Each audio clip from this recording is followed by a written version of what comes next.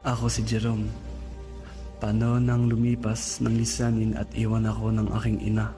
Tanda ko pa lahat ng pangako niya na babalikan ako sa puder ng aking ama. Tinakasan ko ang buhay ng aking kinagisnan hanggang sa malaman ko ang katotohanan sa loob at nakakubling kasiyahan sa aking puso't isipan. Ito ang aking kwento. Itong buhay ko sa loob ng isang laro. Ano?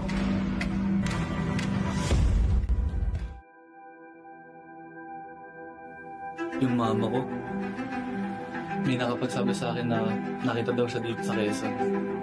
Iniwan niya ako. 2 years na lang ako nun.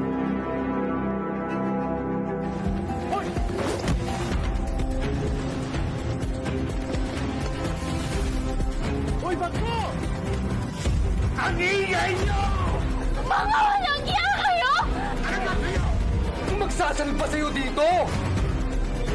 Ano nang balita dun sa nawawalan mo? Wala pa eh. Pero naririnig ko sa nabungo pinag-uusapan. Kawawa naman sila.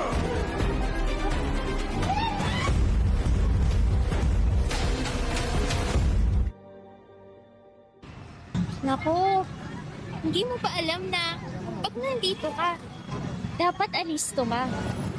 Ang daming nandurukot dito. Hawak ng mga sindikato yung mga yun. Teka, saan ka ba galing at saan ka pupunta?